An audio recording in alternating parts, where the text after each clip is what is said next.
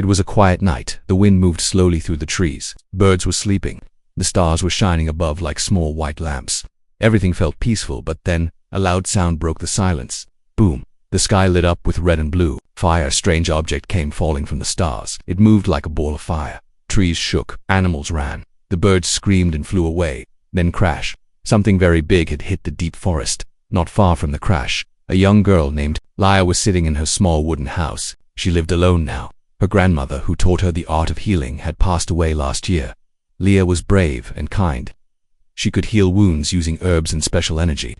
People from the nearby village came to her when they were sick. But this night, no one knocked. Instead, the earth shook. Leia stood up, heart beating fast. What was that? She whispered. She stepped outside. A strange light glowed in the trees far away. It was not the moon. It was not fire. It was something different. Her hands trembled, but her heart told her, go now, someone is hurt. She packed her healer's bag and started walking into the forest. As she moved deeper into the woods, the air felt strange, warm, heavy, like it was watching her. The plants near her feet had turned black.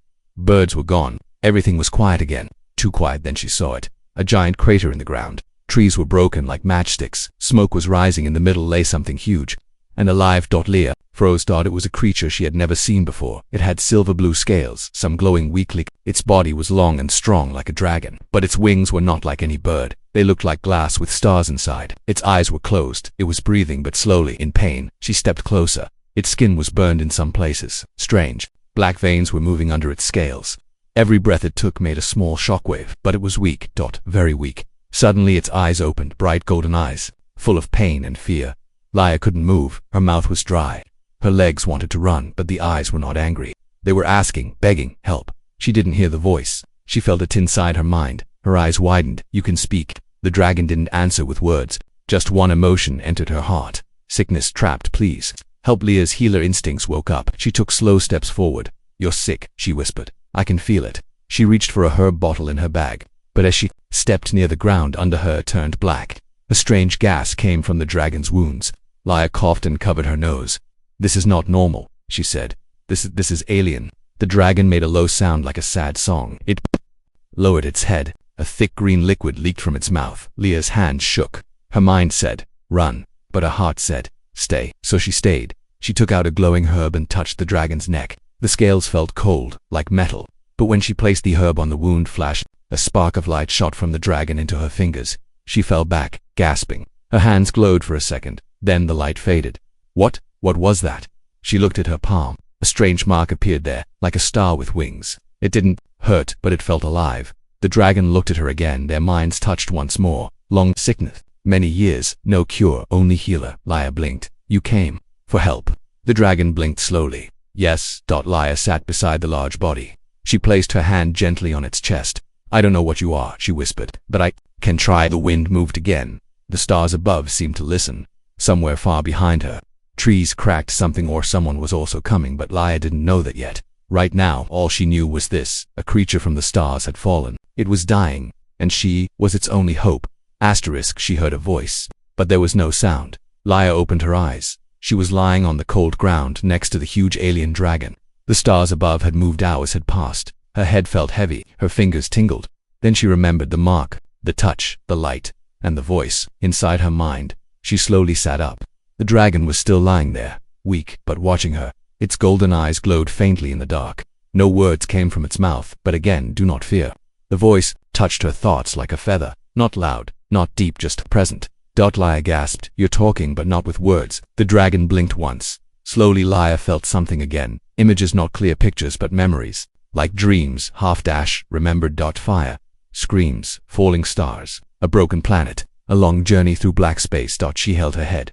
What are you showing me? Past pain, years of sickness, searching, always searching, found you. Leia stood up on shaky legs. Her healer's bag had fallen open. Bottles were broken, herbs scattered, but the glowing flower was still there, the one she used on the dragon. She looked at her palm. The star-shaped mark was still glowing. What is this? Why did it come on me? Bond, the word floated through her mind. You touched sickness now. You feel it too. Leia took a step back. No, I didn't agree to this, but her chest hurt. A small cough escaped her lips. She wiped her mouth and stared at a red stain on her fingers. It had already begun. The dragon moved a little. Its giant wing twitched. The ground shook gently. Leia watched it closely. What's your name? She asked. No answer. Then she realized that Dragon didn't have one she could understand. Only a sound came to her mind, like a wind through stars. Unspoken, ancient. She whispered, "Can I call you Cairo?" A small pulse of warmth entered her chest. Yes. Suddenly, the trees around them are us, Tellied. Leah turned fast. Eyes wide, she wasn't alone. She picked up a sharp wooden stick. It wasn't much, but it was something. But what came out of the trees was not a monster. It was a fox. Thin, limping and coughing. Leah's heart sank. She rushed forward but stopped. The fox's fur was turning gray. Its eyes were glowing faint blue. It was sick, with the same thing as the dragon. Oh no, she turned to Cairo. It's spreading. The dragon lowered its head in guilt. Tried to leave your world, but I was too weak. My breath is not for this air. Leah placed her hand on the fox, tried to send warmth into it, but the sickness fought back. The fox shook and ran away into the dark. Leah turned to Cairo. We have to stop this. If others get sick. Cairo closed his eyes. There is one way, ancient healing. It is not safe. Not for your kind. Leah stepped closer. Tell me. Hours later, she was back at her cottage. She opened her grandmother's old book, brown, dusty, and full of secrets. She turned pages with shaking hands. Then she stopped. A page titled, Healing of the Star Wounded, but the middle of the page was torn out. Only one line was clear. Never try to take the pain of the skyborn into your own blood. The prices ended there. Leah stared at the empty space. What price? She heard Cairo's voice in her head again. It is your choice. She touched the mark on her hand. I already chose, when I didn't run. That night, as she sat beside the sleeping dragon again, she noticed the stars above were moving, fast, like something was falling toward Earth. She didn't know it yet, but others had seen the crash and not all of them came to help. Leah woke up screaming, but no sound came from her mouth. She sat up, gasping for air, her body cold with sweat. Her hands were shaking. The mark on her palm, bright like fire, was glowing again. It burned softly like a warning. She looked around. She was not in her home, not in the forest. She was standing inside a dream. Dark sky, floating stones, a giant circle of silver light. And in front of her, Cairo. The dragon's eyes stared at her without blinking.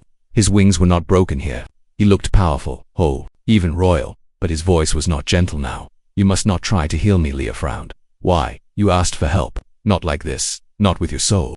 You are not ready. Suddenly, Cairo's form began to change. His body cracked. His scales fell, and from inside the dragon a shadow crawled out, a monster with a face. Leah screamed again. Then she woke up. For real this time. She was in her bed. The mark on her hand was cold now, but still there. It felt like a key, or a curse. She stood up, heart pounding, and went to the old shelf where her grandmother's things were stored. She pulled out the brown leather book again, the one with the torn page. This time, she saw something she hadn't before. A folded paper hidden behind the back cover.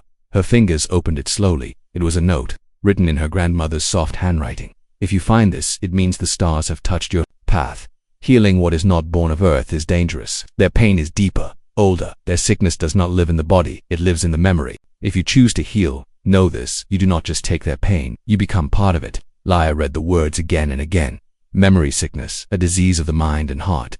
Was that why Cairo warned her that day? Leah walked back to the forest. The path felt different now. The trees were turning gray. Birds didn't sing anymore. Even the wind was silent. She found Cairo lying in a pool of blue light. His breathing was slower than before. His wings were folded like a broken shelter. Looked at her weakly. She sat beside him. I had a dream, she whispered. You told me not to heal you. Cairo's voice came soft inside her mind. Yes. Then why did you ask for help at all? Because I was selfish. I wanted to live, even if it killed you. Leah stared at him. You're not a monster. Cairo didn't answer. Leah took a deep breath. I found something. An old method, a soul binding. It connects healer and healed.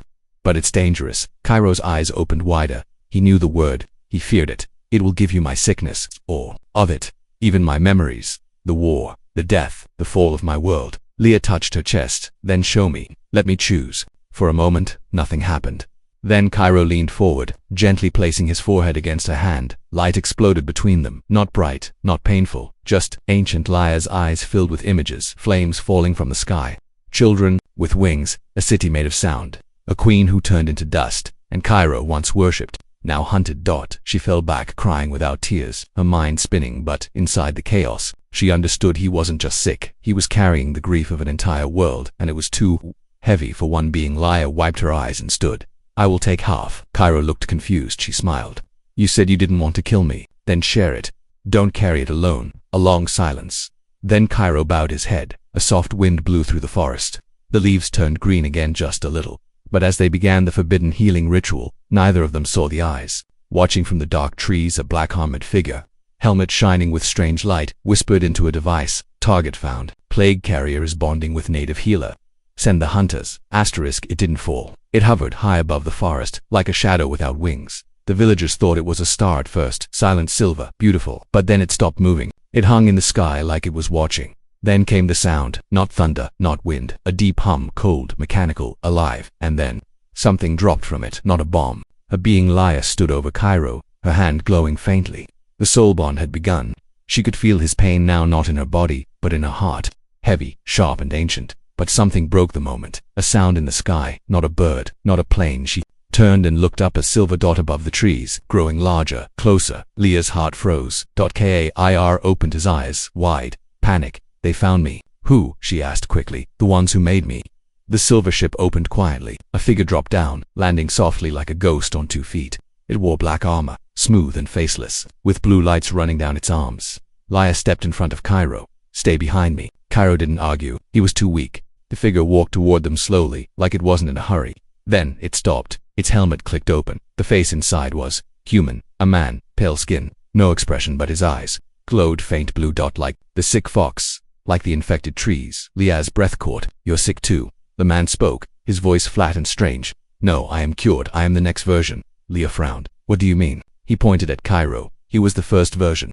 The failed one. Cairo groaned. Laya could feel his fear through the bond.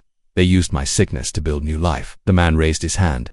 A weapon formed from his armor, silent and sharp. Step away. Healer, he said. He is infected. You are infected. You will be erased. Leah didn't move. I won't let you hurt him. The man tilted his head. You think you're helping him. You are making it worse. The bond spreads the memory to your world. Your animals are changing. Your air is changing. You are the threat now. Leah shook her head. No, the sickness is pain. It's grief. It's not a weapon. The man blinked. Then why are your trees die? Leah's hands trembled. Behind her, Cairo's voice whispered in her mind. You must run. Now. But Laya didn't move. She looked at the strange man again. What are you? His voice turned darker. I am the cure that forgets. Suddenly more dropships appeared in the sky, 4, then 6, then 10. They didn't fall like stars. They fell like judgment. From each ship, black-armored soldiers descended, quiet, cold, inhuman. They surrounded the forest, glowing weapons in hand. One of them raised a scanner and pointed it at Laya. Confirmed. Bonded target. Level 5 infection. Laya backed away. No, she said. You don't understand. I'm not infected, I'm connected. That's different. They didn't care. A soft beep echoed and they all raised their weapons. Before they could fire, the ground exploded. Cairo roared a weak roar, but full of power. His wings spread wide, knocking trees down. His breath burned blue lightning across the field. The soldiers flew back, but only for a moment. Laya grabbed her bag. We have to run. Cairo limped beside her, one wing dragging behind. The forest twisted around them, sick trees pulling back like they were protecting her. Suddenly, a voice in her head, not Cairo's, spoke. If you wish to live, come north. Follow the Black River, we will hide you. She looked around. Who said that? But no one was there. Only a soft glowing light appeared on her hand again. The mark had changed. It now looked like an eye. Kairo looked at it too. His voice came, weak but sure. Others like me are waking up. Far above Earth, deep in space. Another ship opened its eyes. Not metal, not human. A living ship. And it whispered one word in a voice made of stars. Healer. It wasn't a sickness. It was a memory that refused to die. Laya stood beside the Black River, wind brushing through her hair. Cairo's scales shimmered weakly in the moonlight. The forest behind them burned quietly, smoke rising where the alien soldiers had attacked. She pressed her hand to his side. You're safe. For now. Cairo opened one eye. The golden light inside had dimmed. They will return. Stronger. Laya looked at the sky. The silver ships were still up there watching, but her thoughts were somewhere else, on the strange voice from earlier, the one that whispered in her mind. Follow the river. We will hide you. Who were we? Hours passed. Cairo rested beside the riverbank. His breathing was slow.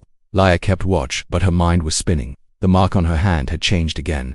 It no longer looked like a star. Now it was a symbol. She didn't recognize a circle with 3 broken lines. It pulsed softly. She pulled out her grandmother's old book. A note had appeared inside it, glowing faintly. It wasn't written in any Earth language, but somehow she could read it. You are carrying the memory plague. It is not a virus, not a disease. It is the story of a dying race, burned into the mind of a living weapon. To cure it, you must understand it and choose what to keep. Laya whispered. Choose what to remember. Suddenly, the river rippled. A figure stepped out from the water, not wet, not solid. It looked like light, wearing a human shape. Leah stood quickly. Who are you? The figure bowed its head. I am a recorder, it said. Its voice was many voices. We do not live. We remember. Cairo struggled to lift his head. I thought your kind were destroyed. The recorder nodded.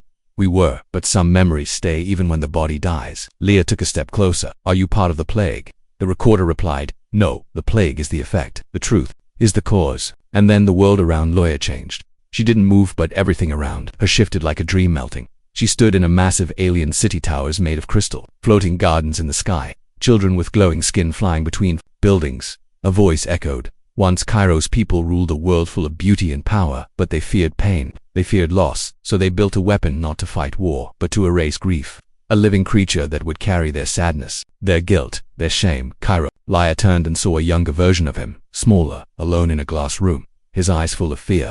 They gave him all their sorrow, all their broken memories, but when it was done, they couldn't bear to look at him, so they called him diseased and they sent him away. The dream broke. Leah dropped to her knees, tears falling freely. Kairo looked at her without words. You were never sick, she whispered. You were full. He closed his eyes. Yes, the plague, Leah said. It's not spreading pain, it's spreading the truth. And they want to erase it. The recorder nodded. They built new versions, empty ones, like the soldier you met. Machines that feel nothing, perfect, but hollow. Leah stood, stronger now.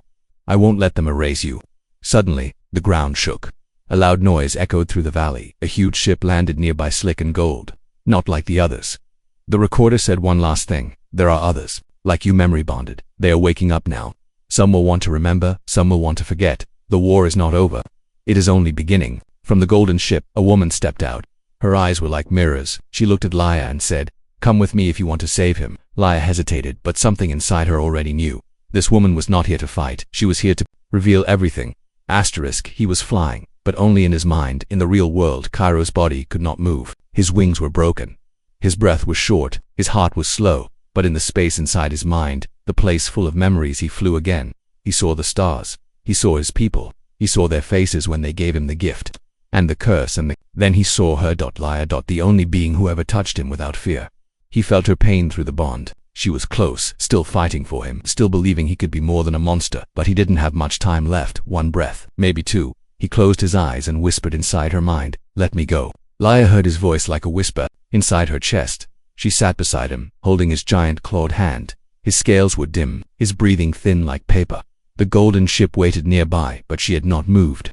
The mirror-eyed woman still stood in silence. No, Leah whispered. I'm not giving up. Cairo's voice came again, quieter. If I die, the memory dies with me. You will be safe. Earth will be safe. She shook her head. That's not safety, that's forgetting. Her hand glowed. The bond pulsed again. She wasn't coughing anymore, but something was different now. She wasn't just carrying his sickness. She was changing. The mirror-eyed woman finally spoke. Her voice was gentle but powerful. Do you feel it now, Leah? The memory isn't inside him anymore. It's moving. Leah looked at her. Moving where? The woman stepped forward and pointed at Leah's chest. To you. Leah's eyes widened. What? The woman nodded. You are becoming the vessel. Cairo was just the beginning. Suddenly, Cairo let out a long, low sound, a breath that echoed through the trees. His eyes blinked slowly. His wings twitched. He was dying. Leah panicked. Do something. Help him. The woman answered calmly. Only you can. If you want him to live, you must give him something that was never his. Leah knelt beside Cairo. What does that mean? The woman's eyes shimmered. A piece of your soul, not magic, not healing. Just love. Leah closed her eyes. She remembered the first time she saw Cairo, the fear, the beauty, the sadness in his golden eyes. She remembered every memory he had shared with her, the loneliness, the betrayal, the fall of his world, and still she stayed. She placed both hands on his chest. I won't let you fade. Her body glowed. The symbol on her hand turned into a circle of stars. The final stage of the bond. Cairo's eyes opened. Weak Leah. No, you will lose yourself. She smiled through tears. Then I'll find myself again in you. Light exploded. The ground trembled. The air cracked. Time slowed. For a moment, they became one being, not dragon, not human, just soul to soul. Then, silence when the light faded. Leah collapsed beside Cairo, unconscious. The mirror-eyed woman rushed forward, checked her pulse. She's alive, she whispered, but changed. Cairo stood fully for the first time in days. His scales, which shone silver and gold. His eyes were no longer only his own. They carried Leah's spark now. He looked up at the sky, his voice deep and full. I am not a weapon anymore. Far above the earth, the alien warships began to shift formation. A warning signal was sent. Inside, the largest ship, a commander watched the data stream and frowned. Her soul merged with the plague source. He muttered. She didn't destroy it. She became it. Earth held its breath. Not the people, not the governance, the planet itself. Winds stopped. Oceans grew still. Even the trees paused, as if they knew something was about to change. Far above, In the sky no one could miss, a golden dragon rose, slowly into the air. Its wings sparkled like stardust. Its breath shimmered like dawn. On its back a human girl glowing faintly, not asleep, not awake, becoming dot across the world. People looked up, children stopped crying. Soldiers lowered their guns. Even the alien warships, cold and unfeeling, paused their weapons. The sky wasn't just holding a creature, it was holding a message. Then it spoke, not through mouths, not through machines, but into every mind all at once. Young and old, rich and poor, all languages heard it as their own. A voice, warm like a mother, strong like the sea, soft like a prayer. I was built to carry sorrow. I was made to hold the pain no one wanted, but one heart. Taught me to share it not as a curse, but as a story. The dragon flew over mountains, over oceans, over cities full of light and fear. Leah's body sat still on its back, eyes closed, hair flowing with wind, but her soul, her presence filled the sky, and the message continued. This is not infection. This is memory. This is grief. This is truth. People began to cry, not out of pain, but understanding. Memories, not their own, floated into their hearts. The fall of alien cities, a mother losing her child, a friend saying goodbye at the edge of a dying world. It hurt, but it healed something. Inside the alien warship, a commander stared at the rising signal. We've lost containment, he whispered. She's not just bonded, she's broadcasting. One of the machines turned to him. We can still destroy them. The commander looked at Earth. And he felt something he hadn't in centuries. Guilt. I remember, he said quietly. Back on Earth, the dragon landed on a mountain peak. The sky was gold behind it. Cairo folded his wings. Leah opened her eyes. She looked older, not in years, but in depth, like someone who had lived 10 lives in a single day. Cairo lowered his head. They heard you. Leah stood barefoot on the rock. The mark on her hand was gone now, but its echo was everywhere, in the wind, in the water, in every beating heart that remembered something they'd forgotten. I didn't want to change the world, she said. I just didn't want you to die alone. Cairo smiled. That's how the world changes. From that day forward, the alien warships didn't fire. They turned, and left, not in fear, in silence. A silence full of thought. Some people forgot the voice. Some said it was a dream. Some denied it ever happened, but others remembered. They painted the symbol, the circle of broken lines on walls, on trees, on skin. They called it the healer's mark. A reminder not every sickness should be erased. Some should be understood, and somewhere deep in space, a new race began to form. Not made from metal, not made from code, but from memory. A mix of dragon and girl, of sorrow and light. Because once, a human named Leah touched a dying dragon and chose not to run. And in doing so she spoke to the world, not with fear but with truth.